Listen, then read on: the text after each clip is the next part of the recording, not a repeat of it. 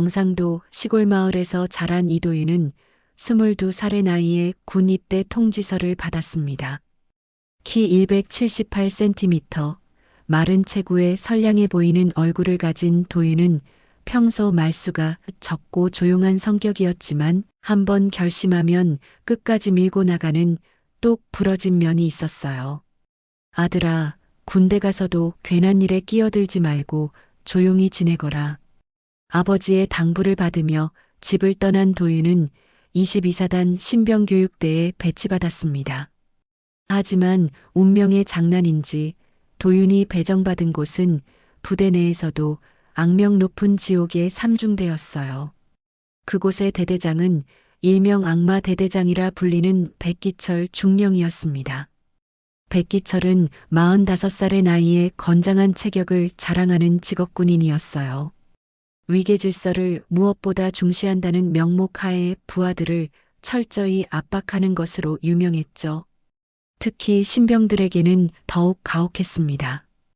입대 첫날 도윤은 다른 신병들과 함께 대대장실 앞에 일렬로 서 있었어요. 아, 새끼들아, 여기가 어디인 줄 알고 그따위로 서 있어? 백기철의 우렁찬 목소리가 복도에 울려 퍼졌습니다. 도윤은 배운 대로 정확한 자세로 경례를 올렸어요. 하지만 백기철은 도윤을 힐끗 보더니 일부러 무시하는 듯한 표정을 지었습니다. 야, 병신아. 그게 경례냐? 다시 해. 도윤은 당황했지만 다시 한번 정중하게 경례를 올렸어요. 분명히 교육받은 대로 정확한 자세였는데도 백기철은 계속 트집을 잡았습니다. 아직도 모르겠나? 내가 어디 감히 나와 눈을 마주쳐? 고개 숙여. 도윤은 고개를 숙였지만 마음속으로는 분노가 치밀어 올랐어요. 이런 자가 나라 지키는 군인의 얼굴이라니. 아버지, 보셨습니까? 하지만 도윤은 참았습니다. 자신의 정체를 아무도 모르게 하기 위해서였어요. 사실 도윤의 아버지는 대통령 비서실장 이종현이었거든요. 하지만 도윤은 평범한 병사로 군 생활을 하고 싶었기에 이 사실을 철저히 숨기고 있었습니다. 앞으로 내 눈에 띄지 말고 조용히 지내. 알겠나? 예, 알겠습니다. 그날 밤 생활관에서 도윤은 천장을 바라보며 생각에 잠겼어요. 동기들은 벌써 코를 골며 잠들어 있었지만 도윤은 쉽게 잠이 오지 않았습니다. 백기철의 모욕적인 말들이 계속 머릿속을 맴돌았거든요. 참자. 이것도 경험이야. 아버지의 권력에 기대지 않고 내 힘으로 견뎌내자. 도윤은 이렇게 다짐하며 눈을 감았습니다. 하지만 앞으로 일어날 일들이 자신의 예상을 훨씬 뛰어넘을 것이라는 걸 그때는 몰랐어요. 다음 날부터 백기철은 유독 도윤만을 노골적으로 표적으로 삼기 시작했습니다. 다른 신병들이 같은 실수를 해도 도윤에게만 더 가혹한 처벌을 내렸거든요. 마치 도윤에게서 무언가 마음에 들지 않는 것을 느낀 듯 했어요. 하지만 도윤은 꾹 참고 견뎠습니다. 자신만 참으면 되는 일이라고 생각했거든요. 그런데 이것은 시작에 불과했습니다. 입대 일주일이 지나자 도윤은 백기철의 괴롭힘이 단순한 신병 길들이기가 아니라는 걸 깨달았습니다. 매일 아침 점호 때마다 백기철은 유독 도윤만을 콕 찍어서 트집을 잡았거든요. 이도윤, 앞으로 나와. 아침 6시 차가운 훈련장에서 백기철의 고함 소리가 울려 퍼졌어요. 도윤은 침착하게 앞으로 걸어나갔지만 가슴속에서는 불안감이 커져갔습니다. 어제 내무반 청소 제대로 안 했다며? 이 새끼가 군기가 완전히 빠졌네. 사실 도윤은 어젯밤 새벽 2시까지 청소를 했었어요. 하지만 백기철은 구석진 곳에 먼지 한 톨을 찾아내서는 호되게 꾸짖었습니다. 팔굽혀펴기 50개. 지금 당장. 예. 도윤이 팔굽혀펴기를 시작하자 백기철은 다른 신병들 앞에서 일부러 큰 소리로 말했어요. 야들아, 잘 봐둬라. 이런 놈이 되면 안 되는 거야. 집에서 응석바지로 자란 티가 역력하네. 동기들의 시선이 따가웠지만 도윤은 묵묵히 팔굽혀펴기를 계속했습니다. 하지만 마음속으론 울분이 치솟았어요. 내가 뭘 잘못했다고 이러는 거야? 이건 명백한 가혹행위잖아. 그런데 더 큰 시련은 저녁 시간에 찾아왔습니다. 전체 신병들이 모인 생활관에서 백기철이 갑자기 나타났거든요. 집합. 모든 신병들이 벌떡 일어나 차렷 자세를 취했어요. 백기철은 천천히 생활관을 둘러보더니 도윤 앞에서 멈춰 섰습니다. 이도윤, 너 집안이 어떻게 되냐? 갑작스러운 질문에 도윤은 당황했어요. 하지만 침착하게 대답했습니다. 농사 짓는 평범한 집안입니다. 농사? 백기철이 비웃듯 웃었어요. 그런데 왜 이렇게 건방져? 말투며 행동이며 뭔가 숨기는 게 있는 것 같은데? 도윤의 심장이 쿵쾅거렸지만 표정은 흔들리지 않았어요. 숨길 게 없습니다. 정말? 백기철이 도윤의 얼굴 가까이 다가왔습니다. 그럼 이 앞에서 개처럼 짖어봐. 멍멍. 생활관이 조용해졌어요. 다른 신병들도 숨을 죽이고 지켜보고 있었습니다. 도윤은 얼굴이 화끈거렸지만 어쩔 수 없었어요. 멍, 멍멍. 더 크게. 못 들려. 멍멍, 멍멍. 백기철은 만족스러운 듯 고개를 끄덕였어요. 그래, 이제야 좀 군인 같네. 앞으로도 이런 자세로 살아. 그날 밤 도윤은 화장실에서 혼자 주먹을 꽉 쥐고 있었어요. 굴욕감과 분노가 온몸을 휘감았습니다. 이건 너무해. 아무리 군대라지만 인격 모독까지 당해야 하나? 다음 날 새벽 도윤은 몰래 부대 밖 공중전화로 향했어요.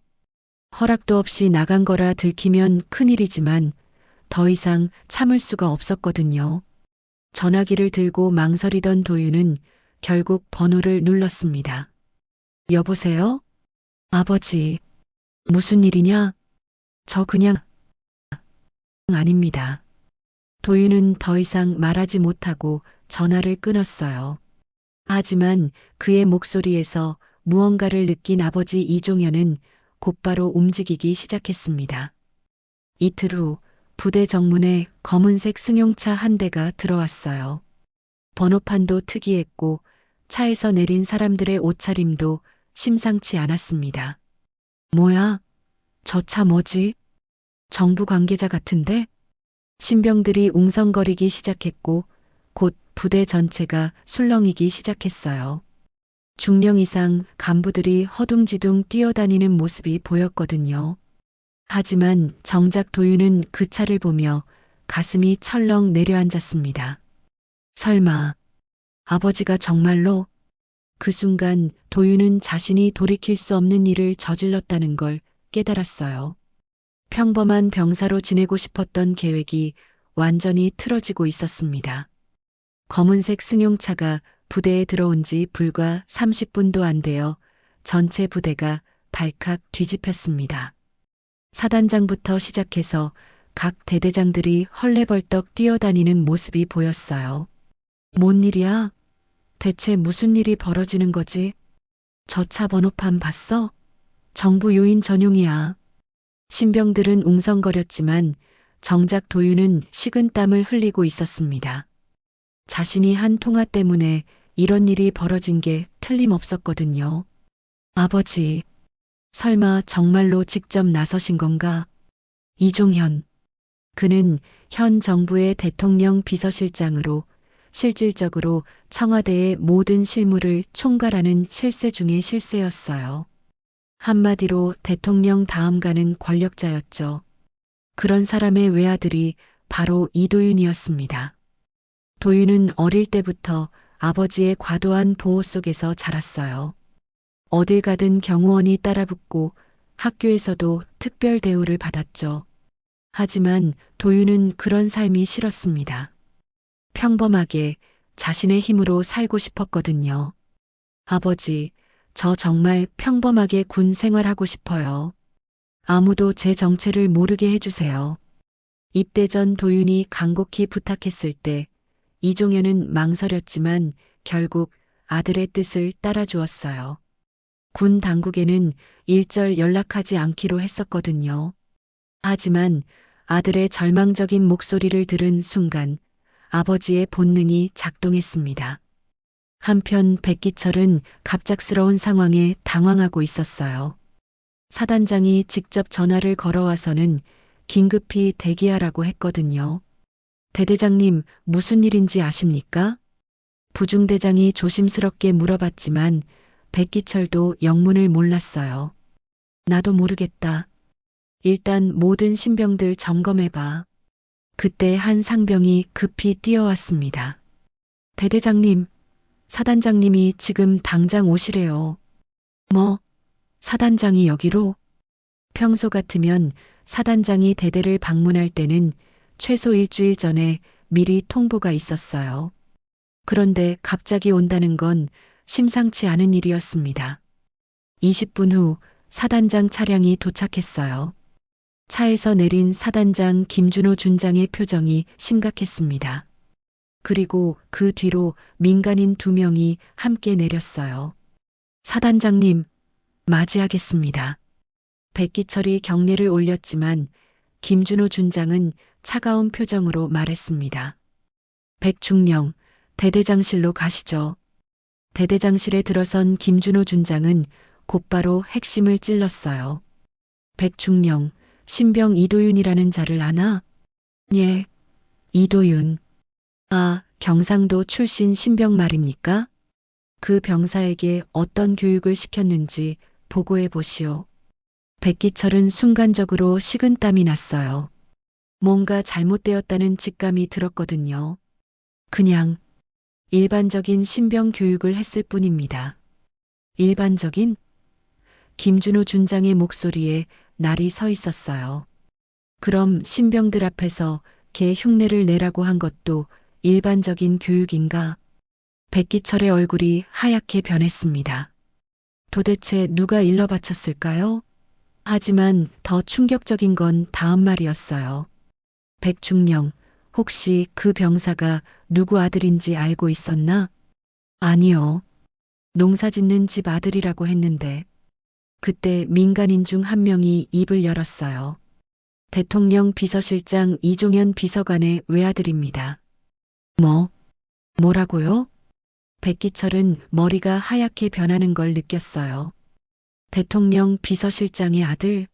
그럼 자신이 지금까지 괴롭힌 게 그 병사는 신분을 숨기고 평범하게 군 생활을 하고 싶어 했습니다.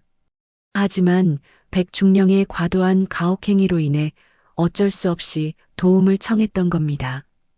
김준호 준장이 계속 말했어요. 지금 상황이 얼마나 심각한지 아십니까?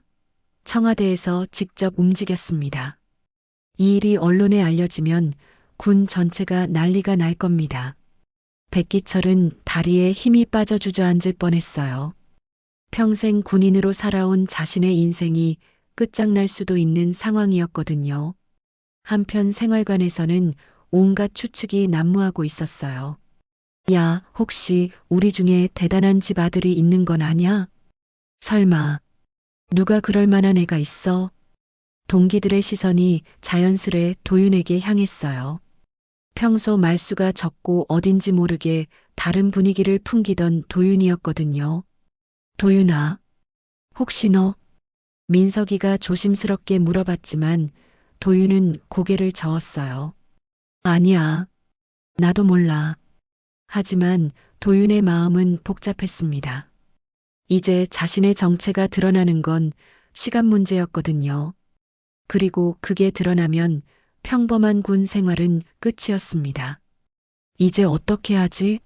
아버지, 너무 성급하셨어. 청와대 개입 소식이 알려진 후 부대 분위기는 완전히 바뀌었습니다. 백기철은 며칠째 얼굴이 새하얗게 질린 채로 다녔고 다른 간부들도 눈치를 보며 조심스럽게 행동했어요. 하지만 도윤에게는 더 큰 시련이 기다리고 있었습니다. 어느 날 밤 도윤은 불침번을 서던 중 우연히 백기철과 부중대장 박소령의 대화를 엿듣게 되었어요. 대대장실에서 흘러나오는 목소리가 복도까지 들렸거든요. 대대장님, 이번 일 어떻게 하시겠습니까? 빌어먹을. 하필 그놈이 대통령 비서실장 아들이었다니. 백기철의 목소리에는 분노와 절망이 섞여 있었어요. 그런데 말입니다. 혹시 PX 납품건이랑 여군 성희롱 건도 들통날까봐 걱정됩니다. 뭐라고? 그런 소리 밖에서 하지 마. 도윤은 깜짝 놀랐어요. PX 납품 비리? 여군 성희롱? 백기철이 그런 일까지 저질렀다는 뜻이었거든요. 하지만 대대장님, 이미 군검찰에서 내사를 시작했다던데요. 김 상사가 귀띔해줬습니다. 그 새끼가 입 다물라고 했는데 돈으로 입 막는 것도 한계가 있어요. 차라리 이참에 뭘? 그 신병놈을 어떻게든 처리해버리면 어떨까요? 실수로 사고라도 나면. 도윤은 온몸에 소름이 돋았어요. 설마 자신을 해치려는 건 아니겠지만 백기철의 절망적인 상황을 생각하면 무슨 일이든 벌어질 수 있었거든요. 다음 날 새벽 도윤은 몰래 부대 밖으로 나가 인근 우체국에서 긴급히 편지를 썼어요. 국방부 비리신고센터 귀하 22사단 3대대 백기철 중령의 비리 행위를 신고합니다. PX 납품 과정에서의 금품 수수, 여군에 대한 성희롱 등 도윤은 어젯밤 들은 내용을 구체적으로 적어 익명으로 발송했어요. 정의감이 앞선 행동이었지만 이것이 자신에게 더 큰 화를 불러올 줄은 몰랐습니다. 일주일 후 백기철은 도윤을 따로 불렀어요. 이도윤, 오늘 밤 탄약고 경계 근무 서라. 예. 그런데 오늘은 제 순번이 아닌데요. 내가 서라면 서는 거야. 말대꾸 하지 마. 백기철의 눈빛이 섬뜩했어요. 뭔가 음모를 꾸미고 있다는 느낌이 들었지만 도윤은 어쩔 수 없이 탄약고로 향했습니다. 밤 11시 어둠 속에서 홀로 경계 근무를 서던 도윤은 이상한 기분이 들었어요. 평소보다 주변이 너무 조용했거든요. 보통은 순찰 도는 간부들이 있는데 오늘은 아무도 보이지 않았어요. 자정이 넘어서자 갑자기 호각 소리가 울려 퍼졌습니다. 집합, 긴급 집합. 모든 병사들이 급히 뛰어나왔고 곧 백기철이 나타났어요. 실탄 분실 사고 발생. 탄약고 경계 근무자는 누구냐? 이도윤입니다. 뭐? 실탄이 없어졌는데 너는 뭘 했냐? 도윤은 어리둥절했어요. 자신이 근무하는 동안 아무도 탄약고에 접근하지 않았거든요. 대대장님, 저는 아무것도. 닥쳐. 탄약고 열쇠는 어디 있어? 백기철이 도윤의 주머니를 뒤지자 거기서 실탄 한 발이 나왔어요. 이게 뭐냐? 왜 실탄을 빼돌렸어? 저는 모릅니다. 누군가 제 주머니에. 변명하지 마. 너 지금 군사기밀 유출 혐의다. 당장 영창이야.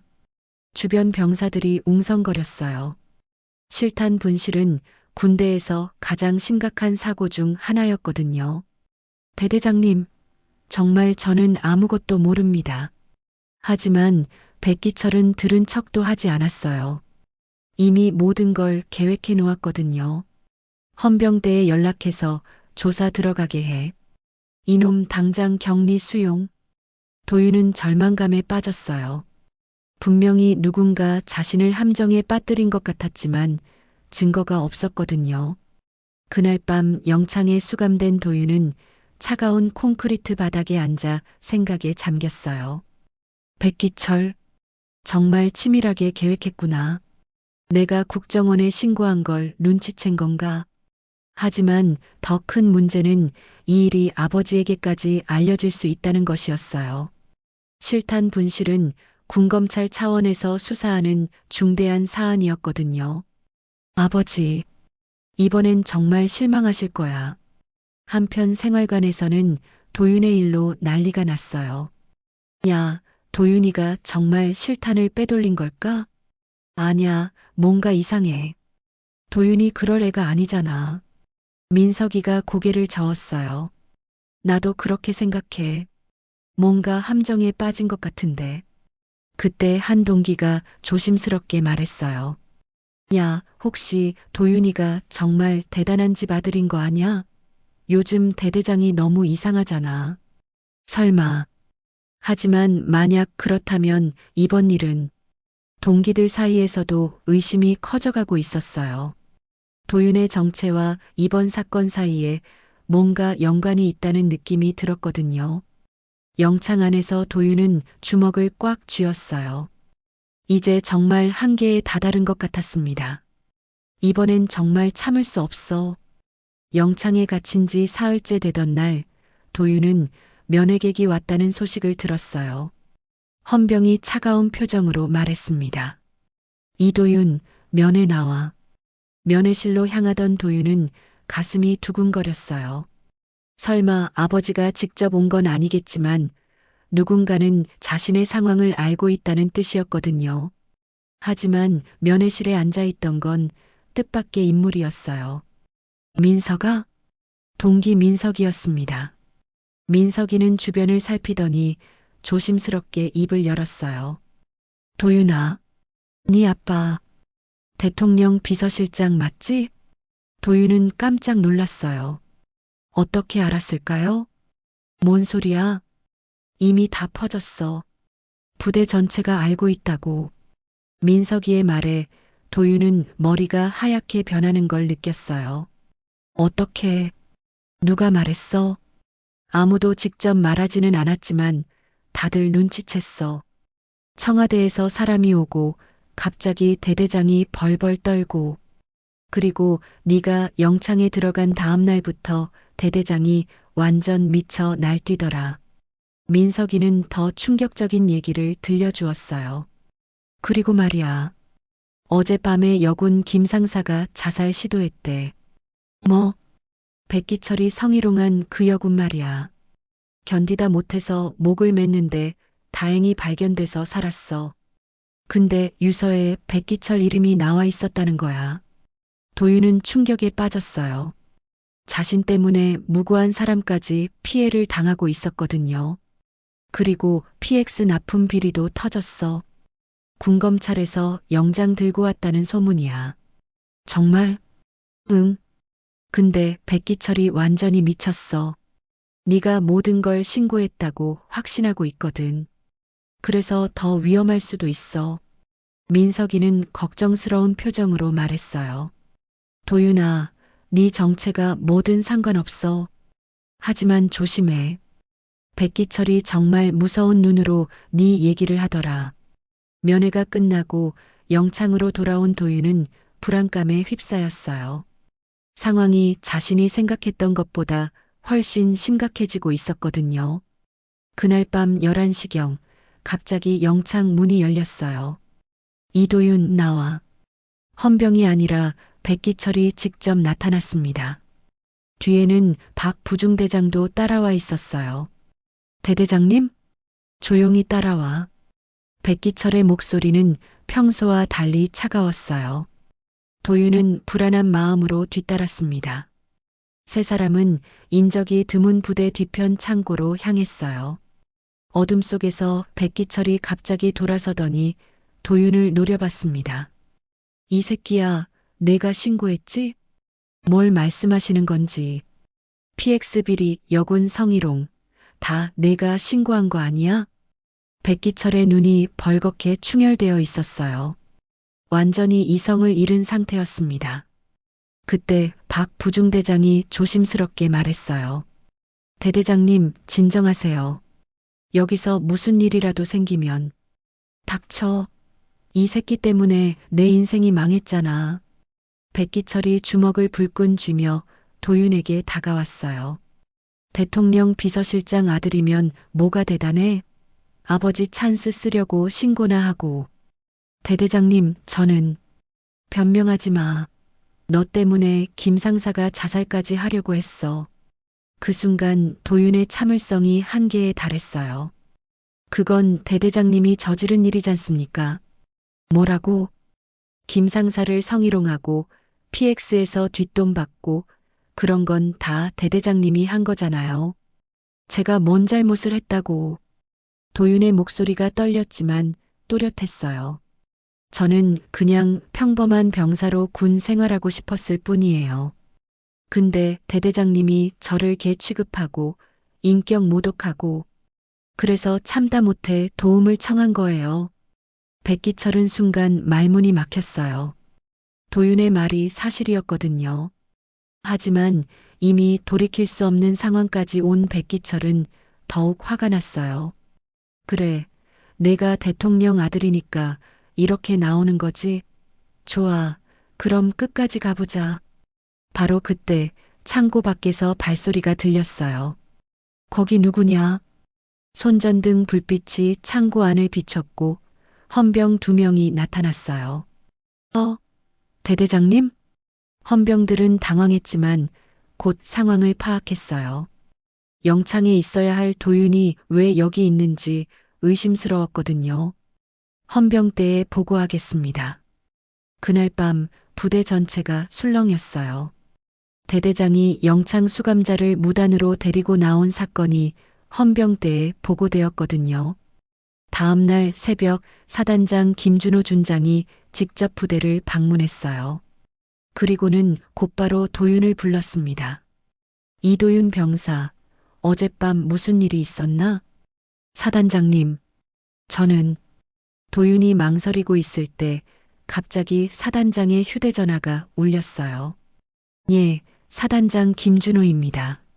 네, 지금 오신다고요? 전화를 끄는 김준호 준장의 얼굴이 긴장으로 굳어졌어요.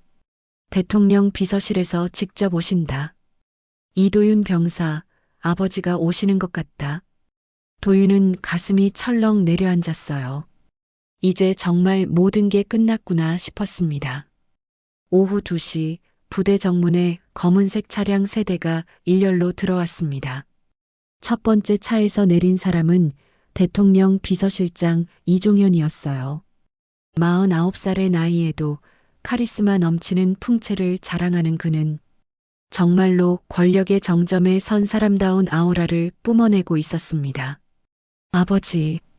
사단장실에서 아버지와 마주한 도윤은 복잡한 심정이었어요. 반가우면서도 미안하고 또 한편으로는 부끄러웠거든요. 도윤아, 많이 힘들었지? 이종현의 목소리는 평소보다 부드러웠어요. 하지만 그의 눈에는 분노가 서려 있었습니다. 아들을 괴롭힌 자들에 대한 차가운 분노였죠. 사단장, 상황 보고부터 받겠소. 김준호 준장이 떨리는 목소리로 지금까지의 경위를 설명했어요. 백기철의 가혹행위부터 시작해서 실탄 분실 조작 사건, 그리고 어젯밤 창고 사건까지 모든 걸 상세히 보고했습니다. 백기철은 어디 있소? 현재 대기 중입니다. 당장 불러오시오. 10분 후 백기철이 사단장실에 들어왔어요. 평소의 거만한 모습은 온데간데 없고 완전히 위축된 모습이었습니다. 백기철 중령. 이종현의 한마디에 백기철은 몸을 떨었어요. 제가 조용히 해.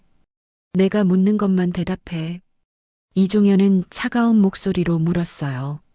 내 아들에게 개 흉내를 내라고 했다면서? 그것은 대답만 해. 했나 안 했나? 했습니다. PX 납품 과정에서 뇌물을 받았고 여군을 성희롱했다는 게 사실인가? 백기철은 더 이상 변명할 수 없었어요. 이미 모든 증거가 나와 있었거든요. 사실입니다. 그리고 내 아들에게 실탄 분실 누명을 씌웠고 어젯밤에는 위협까지 했다는 게 맞나? 죄송합니다. 이종현은 백기철을 한동안 노려보더니 김준호 준장에게 말했어요. 사단장, 이자의 모든 행위를 군검찰에 고발하시오. 그리고 즉시 구속수사 의뢰하시오. 알겠습니다. 그리고 내 아들은 다른 부대로 전출시키고 남은 복무 기간 동안 최대한 배려해 주시오. 하지만 그때 도윤이 입을 열었어요. 잠깐만요. 모든 시선이 도윤에게 집중되었습니다. 아버지, 저는 전출 가지 않겠습니다. 뭐라고? 이종현은 당황했어요. 아들이 이런 곳에서 더 고생할 이유가 없었거든요. 저는 사병입니다. 이 안에서 병사들의 현실을 끝까지 보고 가겠습니다.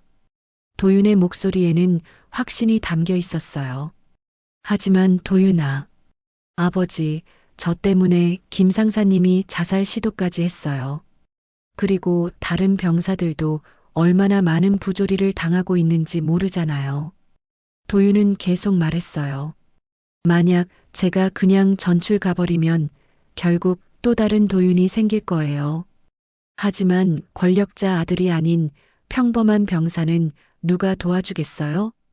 이종현은 아들의 말에 깊이 생각에 잠겼어요. 맞는 말이었거든요. 단 부조리는 용서할 수 없습니다. 도윤이 아버지를 똑바로 바라보며 말했어요. 아버지의 권력을 이용해서가 아니라 정당한 방법으로 이 부대의 병역 문화를 바꾸고 싶어요. 그때 김준호 준장이 조심스럽게 제안했어요. 그렇다면 헌병대 협조병으로 근무하는 건 어떨까요? 부대 내 비리 척결 작업에 참여하시면서 동시에 병사 신분을 유지할 수 있을 텐데요.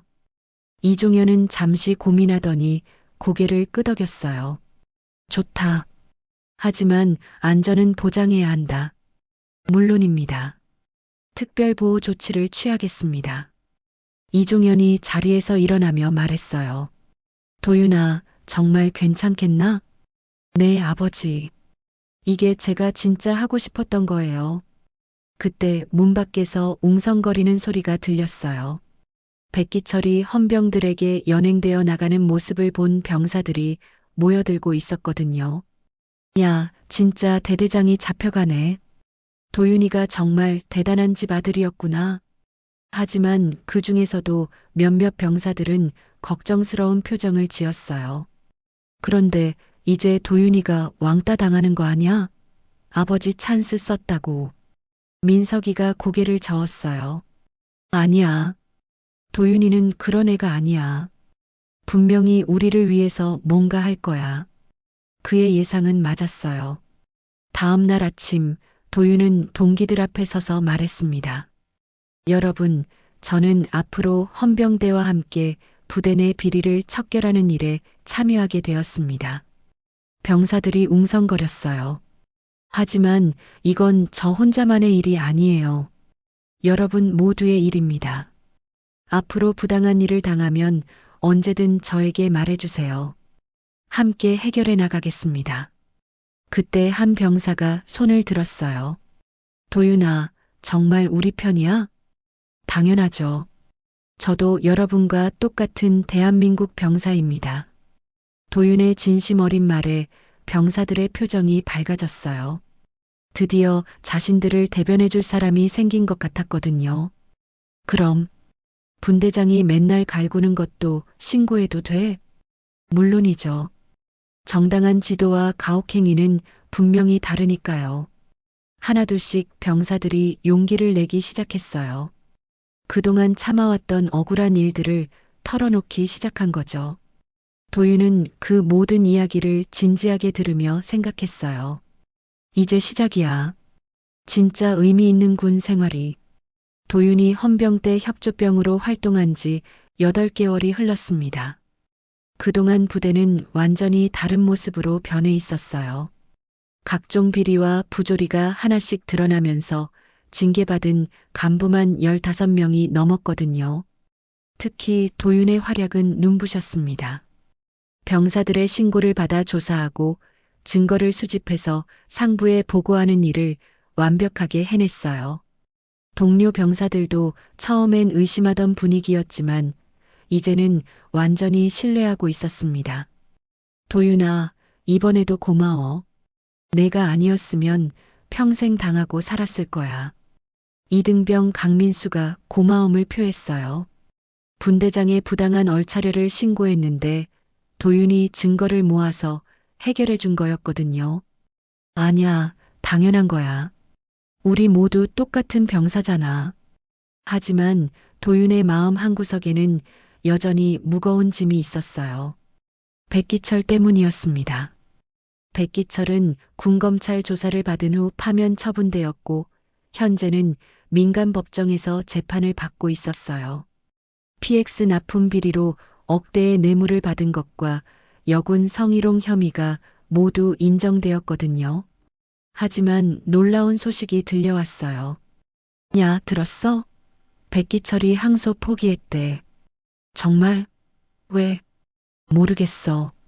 갑자기 모든 죄를 인정하고 형을 받겠다고 했다는데. 도윤은 이 소식을 듣고 복잡한 마음이 들었어요. 백기철이 왜 갑자기 마음을 바꾼 건지 궁금했거든요. 제대를 일주일 앞둔 어느 날 저녁, 도윤은 뜻밖의 방문객을 맞았어요. 면회객이 왔다. 헌병이 알려준 면회객은 다름 아닌 백기철이었습니다. 파면된 후 처음 보는 그의 모습은 많이 달라져 있었어요. 군복 대신 평범한 정장을 입고 있었고 얼굴도 많이 야위어 보였습니다. 안녕하세요. 백기철이 먼저 인사했어요. 예전의 거만한 모습은 온데간데 없었습니다. 왜 오셨습니까? 도윤은 당황스러웠어요. 분명히 자신을 원망하고 있을 텐데 왜 찾아온 건지 이해할 수 없었거든요. 미안하다는 말을 하러 왔다. 백기철의 목소리는 떨리고 있었어요. 정말 미안했다. 내가 옳았다. 저는 아니다. 내 말을 들어달라. 백기철이 고개를 숙이며 말했어요. 처음에는 내가 미웠다. 내 인생을 망친 원수라고 생각했지. 하지만 감옥에서 지내면서 생각해봤다. 정말 너를 원망할 자격이 내게 있나 하고. 도윤은 조용히 들었어요. 내가 저지른 일들을 하나씩 돌이켜보니까 정말 부끄러웠다. 나는 군인이라고 생각했는데 사실은 군복 입은 깡패였더라. 백기철의 눈에 눈물이 맺혔어요. 특히 김 상사 일은 정말 용서받을 수 없는 일이었다. 그 여자가 자살까지 시도했는데도 나는 내보심만 생각했어. 대대장님, 아니다. 이제 대대장도 아니야. 그냥 백기철이다. 그는 잠시 말을 멈췄다가 다시 입을 열었어요. 넌 끝까지 병사였다.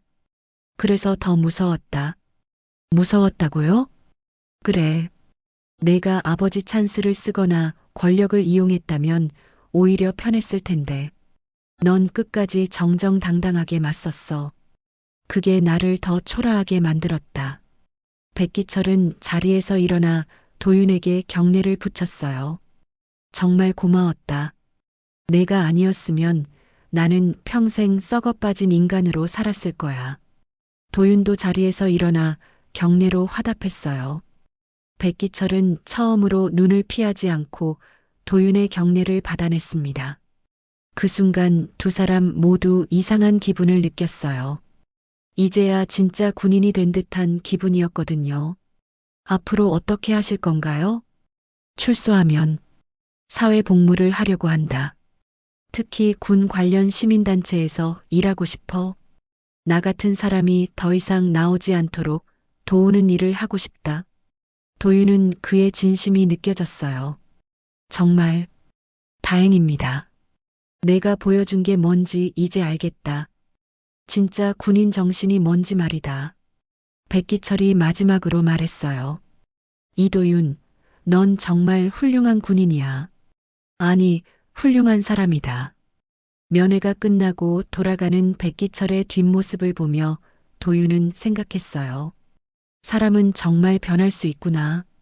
그날 밤 생활관에서 동기들이 물어봤어요. 도윤아, 백기철이 뭐라고 하더라? 사과하러 왔어요. 진심으로요.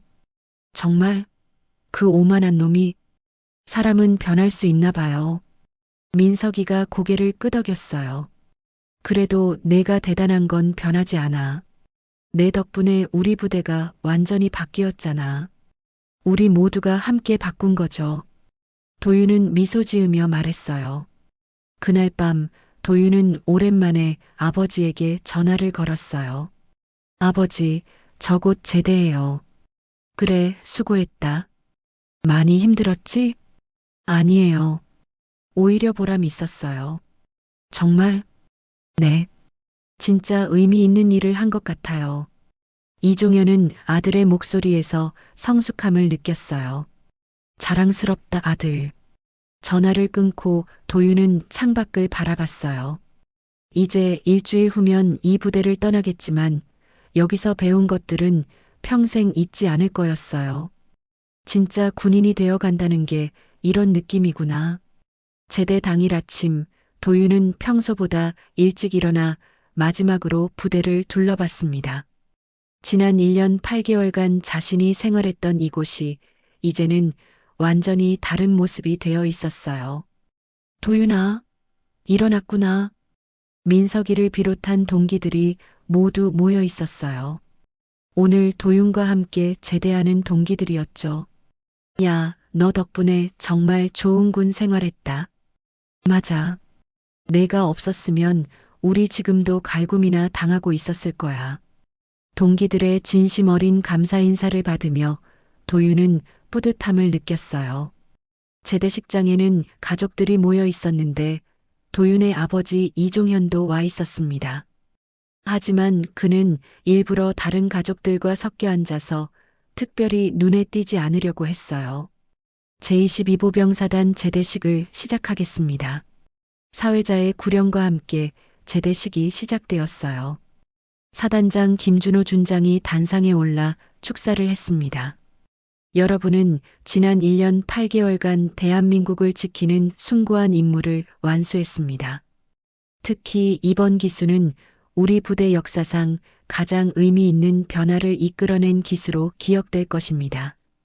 김준호 준장의 시선이 도윤에게 머물렀어요. 한 명의 용기 있는 병사가 보여준 정의감과 동료의 덕분에 우리 부대는 완전히 새로워졌습니다. 여러분 모두가 그 변화의 주인공이었습니다. 박수 소리가 울려 퍼졌고 많은 시선이 도윤에게 집중되었어요. 제대식이 끝나고 가족들과의 상봉 시간이 되었을 때 놀라운 일이 벌어졌습니다. 부대 곳곳에서 간부들이 나타나 도윤에게 인사를 하기 시작한 거예요. 이도윤 병장, 정말 수고 많으셨습니다. 새로 부임한 대대장이 먼저 다가와 악수를 청했어요. 덕분에 우리 대대가 모범 대대가 되었습니다. 정말 고맙습니다. 뒤이어 중대장, 소대장들까지 줄을 서서 도윤에게 감사 인사를 했어요. 이런 광경은 부대 역사상 처음 있는 일이었어요. 도윤아, 너 정말 대단하다. 우와, 간부들이 저렇게 인사하는 거 처음 봐. 다른 제대자들의 가족들도 신기해하며 바라봤어요. 그때 도윤의 아버지 이종현이 다가왔습니다. 하지만 그는 아들을 안아주는 대신 예상치 못한 행동을 했어요. 똑바로 서서 도윤에게 경례를 붙인 것이었습니다. 고생했다, 아들. 주변이 조용해졌어요. 대통령 비서실장이 자신의 아들에게 경례를 하는 모습에 모든 사람들이 숙연해졌거든요. 도윤도 마지막으로 군인으로서 아버지에게 경례로 화답했어요. 감사합니다, 아버지. 자랑스럽다. 이종현의 목소리는 작았지만 진심이 담겨 있었어요. 대통령 비서실장의 아들이라는 타이틀보다 전역한 대한민국 병사라는 이름이 더 자랑스럽다. 그때 갑자기 박수 소리가 터져 나왔어요. 제대식에 참석한 모든 사람들이 일어나서 박수를 치고 있었거든요. 도윤아, 정말 고생했어. 내 덕분에 우리 아들도 좋은 군 생활했어. 다른 가족들까지 도윤에게 감사를 표했어요. 부대를 떠나기 전 도윤은 마지막으로 생활관을 들렀어요. 후임들이 모여 있었는데 그들의 눈빛이 예전과는 완전히 달랐어요. 선임님, 정말 감사했습니다. 덕분에 우리도 당당하게 군 생활할 수 있어요. 나중에 부조리한 일 생기면 선임님처럼 용기 낼게요. 후임들의 말에 도윤은 뭉클했어요. 자신이 보여준 작은 용기가 이렇게 많은 사람들에게 희망을 준다는 게 신기했거든요. 여러분도 정의로운 군인이 되세요. 계급이 높다고 무조건 옳은 건 아니니까요. 네, 알겠습니다. 부대 정문을 나서면서 도윤은 돌아봤어요. 그곳에는 여전히 멸사봉공이라는 글자가 새겨져 있었지만 이제 그 의미가 완전히 달라 보였어요. 차 안에서 아버지가 물어봤어요. 앞으로 뭘 하고 싶니? 병영 인권 개선 관련 일을 하고 싶어요. 시민단체에서? 네. 병사와 간부 모두가 존중받는 군대를 만드는데 도움이 되고 싶어요. 이종현은 아들의 답변에 만족스러워했어요. 좋은 생각이다. 아버지도 도울 수 있는 일이 있으면 언제든 말해라. 고마워요, 아버지. 하지만 이번에도 제 힘으로 해보고 싶어요. 집에 도착해서 어머니의 품에 안긴 도윤은 정말 오랜만에 평온함을 느꼈어요. 우리 아들 정말 의젓해졌네.